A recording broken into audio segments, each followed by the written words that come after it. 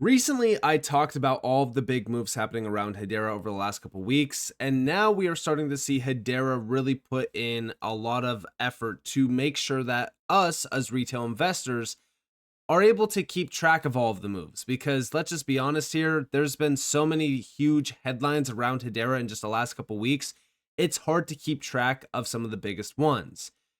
So the fact that we have Hedera putting these together for us, it makes things a lot easier, but also it allows us to put a spotlight on how active Hedera actually has been and how active the Hedera ecosystem is as well. So let's actually dive on in. We have big moves this month across the Hedera ecosystem, from global supply chains to AI governance to Capitol Hill. Let's dive into the June Hedera Highlights newsletter.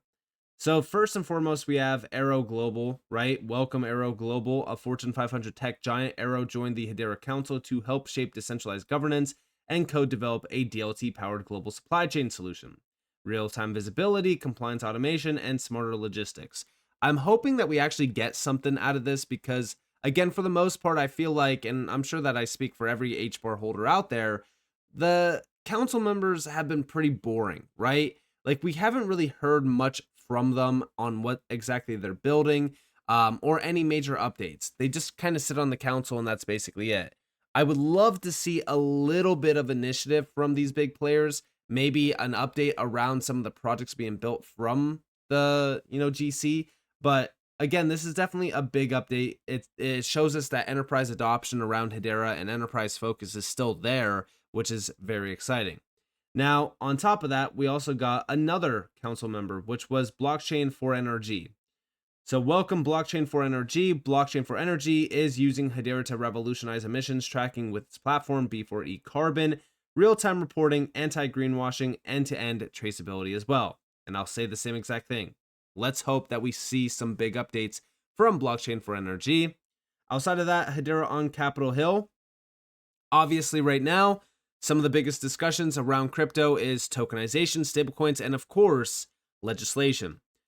Well, this month, leaders from Hedera met with US policymakers in DC to discuss real-world blockchain use cases and the future of digital infrastructure. Highlights included remarks from Rep. Jeff Crank and Hedera Board Chair Bill Miller, CBDC trends via the Atlantic Council, bipartisan conversations with Young Kim and even Gabe Amo, AI and DLT panel with Lehman Baird as well. The fact that Hedera is participating actively with US policymakers right now currently around this space is it's extremely exciting because, again, we are on the cusp of having stablecoin legislation finally here, and we're also very close to having market structure legislation as well, which is a huge thing to focus on because we are going to start to see the big shift from hype and speculation to utility. And that's where we're really kind of watching these projects like Hedera, because once we see utility become the focus, these projects become 10 times bigger than what they are today. And who knows, it could be even bigger than 10x. But we also have AI plus DLT, the next frontier. Hedera Foundation, Accenture, and Equity Labs are teaming up to deliver transparent, tamper-proof oversight for public sector AI systems, auditability, trust, and verifiable compute. Obviously, AI just continues to become a huge topic. Adoption around AI, the focus on AI only continues to grow, and this is only going to continue, right? Because AI is so disruptive. But the thing is that AI still needs DLT and blockchain behind it to make sure that we get the data that we can trust, to make sure that we can audit and actually focus on what AI is doing and even control it through, smart contracts. We need blockchain and DLT there. It's the guardrails that are going to be set in place for AI at scale. So love to see this. And again, Accenture is a huge name alongside NVIDIA and Intel as well with equity. We love to see the adoption happening around Hedera with AI. Next up, Hedera Foundation is accelerating ecosystem adoption with major partnerships, Vera Standards, Carbon Markets on Hedera Guardian, the Binary Holdings, 150 million plus users via OneWave, Tashi Protocol, multiplayer gaming meets DPIN, and then of course the Australian digital dollar, right? APAC stablecoin via Hedera Stablecoin Studio, then StegX Finance plus Zonix, $100 million plus real estate tokenization as well. I mean, guys, it has been a crazy month just to go over. And by the way, those are just some of the biggest headlines. There's been a lot of great updates happening around Hedera. That's just a few of them. It's crazy to see the amount of moves that Hedera has been making in such a short amount of time. And yes, price action will quickly catch up to HBAR once we start to see the market really break out. But on top of that, the Mika Crypto Alliance recently put out an HBAR Mika white paper. This is extremely exciting to see because, again, it shows us the full transparency of Hedera. It shows us how compliant Hedera actually is. And of course, when we think about this white paper, this was independently authored by the Mika Crypto Alliance for a layer 1 protocol and is grounded in both legal rigor and technical understanding. While many early Mika white papers are taking the form of legal checklists, often vague, repetitive, and difficult to navigate, the hashtag HBAR white paper takes a more rigorous and informative approach. It offers us a full breakdown, by the way. I've actually looked at it. There's 54 pages within this white paper just around Hedera alone and exactly why Hedera is fully Mika compliant, which of course is very bullish because it shows us how compliant HBAR is, how compliant Hedera is, which we already knew was the case. I mean, Hedera has been working with regulators for years now, since even going back to 2020, 2021. So, this Mika Crypto Alliance, it's with some of the biggest names from the space. Ripple's also tied back to this. But I wanted to bring this up simply just to kind of give you guys an insight on, how focused Hedera is right now on compliance. Because again, regulations are just right around the corner. Now with Mika, we already have, regulations within the EU, and Hedera is compliant with them, which means EU adoption for Hedera could definitely heat up this year. On top of that, though, tokenization continues to move around Hedera. I talked a little bit about this. I've been waiting for Hedera to be added to RWA.xyz for months. We know that they added Hedera to the platform. It's in beta right now, and there's 0 results. We're still waiting for things to actually start moving with this. But I did say that I can't wait to be able to verify how much tokenized value is living on Hedera right now. We've been watching the tokenization announcements piling up since about 2022, with potentially billions being tokenized. The question is how much since 2022 has actually been tokenized, because even some of these moves, right? Let's go back over here and let's just scroll down, right? 100 million plus real estate tokenization push with SegX. We can't trace that. We can't track it yet.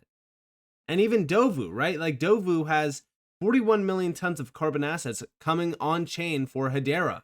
This is through Dovu OS. Now, I love to see this, but we want to actually be able to track this. But this project isn't just about carbon. It's about putting $1 billion into the hands of farmers while simultaneously improving soil health and increasing crop yield. Check it out. It takes many years to get an overnight success. That's what this project's all about, really. We've been working with a team over at Veterans in the US for about 2 years, roughly. But they've been working on the science. They've been getting all the science tested through a company called B Carbon, which is a spin out of Rice University in Houston, I believe. So getting all the science tested, all the soil samples and everything else, and then creating the contracts with the farmers and the landowners to get the land in place. So all of this has been working on in the background, and we've been building the platform and the technology to fit this exact type of customer, basically. So when they were finally ready, we were able to sign a 9-year exclusive contract with them. It's about 41 million tons of carbon over that period of time, and it could double depending on how the science works out. So B Carbon verify it and measure it as a third party, completely separate to the project and separate to ourselves.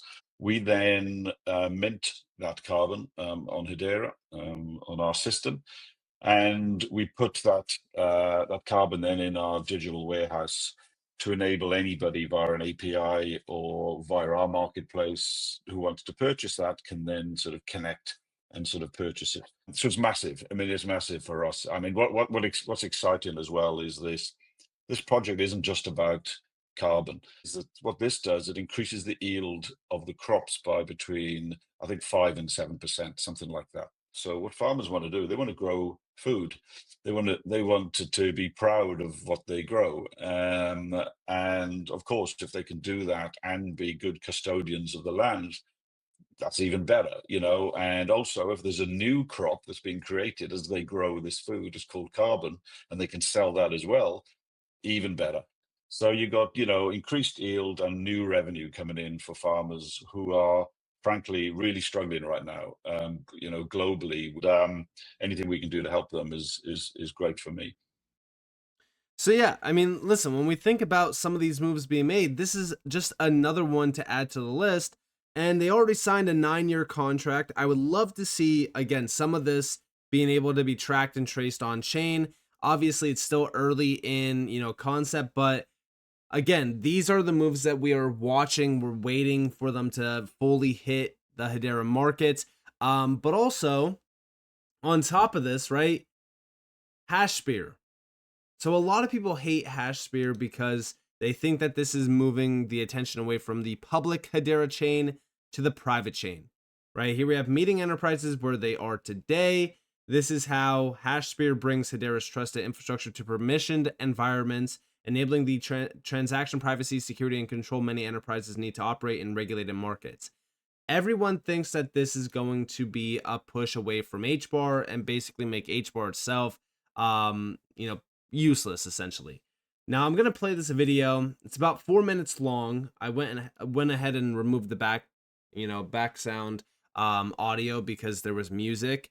So I went ahead and removed that. That way YouTube doesn't mute it. And then I want to play one last clip to really kind of confirm that no, this is not just about moving away from the public side of Hedera. We're going to keep that intact.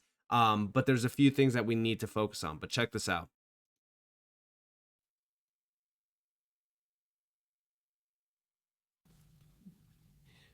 I'm Andrew Sacklitz, head of solutions at Hashgraph.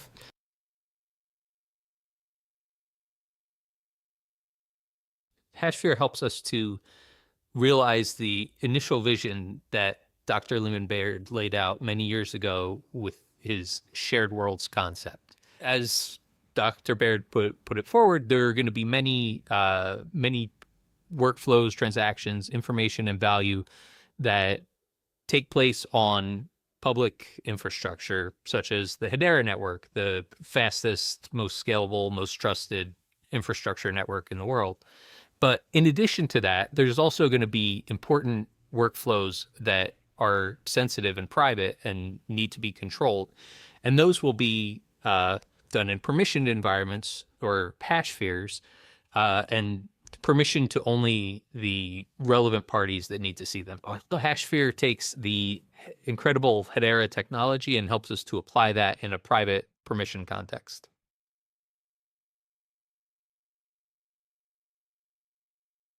The digital economy is really moving towards a hybrid model where it's no longer an either or between public and private networks, but both in a network of networks effect.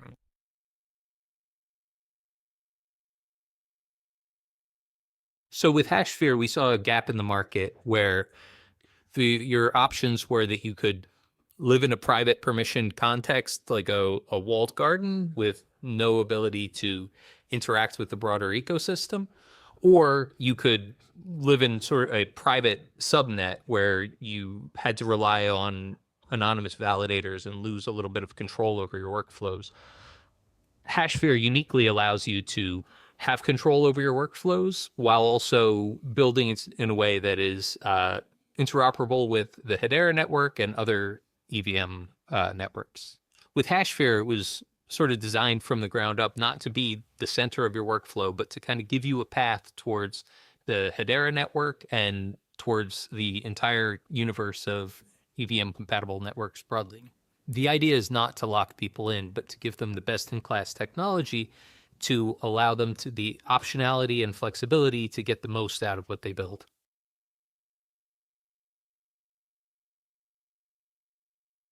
HashSphere allows us to meet the customers where they are, allowing them to start slow, building their solutions with the amazing Hedera technology, And then as they move on, expand their use of the Hedera network and expand their networks more widely than politically.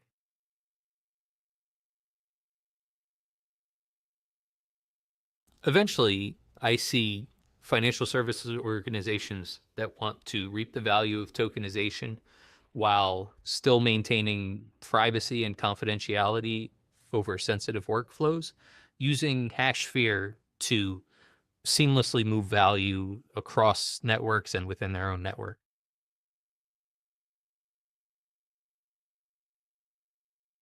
We've seen a lot of early excitement around HashSphere from financial market infrastructure providers, payments companies, fintechs, really regulated enterprises very broadly.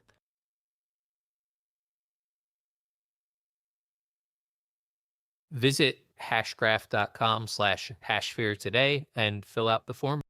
So that is a little bit of a breakdown of exactly how Hashgraph will work, HashSphere will work through Hedera. This is from Hashgraph, which was formerly Swirls Labs, the ones that were really kind of the main ones that built Hedera. But what's crazy about this is everyone is taking this as, all right, well, they're giving up on Hedera, they're only going private. I want you guys to understand that we've heard from BlackRock, we've heard from all these big players and even enterprise players that it's not about private chains. Public chains are still the driver here. They are the main ones that don't have any bottlenecks at all. It's still going to be public, but the hybrid approach here, that private public push, is very bullish because it brings in all of these big enterprises. It accelerates adoption around Hedera as well. They even said that over here on May 6th as well. Listen closely to this. We want to find a way to bring those organizations into the Hedera world so that they can start working with us with the intention to connect to the public ledger at some point. Now, obviously, when we hear at some point, does it give us a huge vote of confidence? Not exactly, but it is about building on private, going public when ready. This just happened with JP Morgan, right? Everyone thought that Onyx, when it was built on the private Ethereum network, that it was all about private networks. That, all right, these big banks will never use public chains. They just launched tokenized deposits through Base. This is also bringing Connexus, which is now just Onyx, that went over to the public side of Ethereum as well. It is all about public. Public is when everything is ready. They run the trials, they run the test in the private side, they go public when ready. This is not about moving away from Hedera. Hedera is still the focus. HBAR is still the focus. This will drive enterprise-grade adoption. And I am very excited about the future. I'm very excited to be able to track everything around Hedera.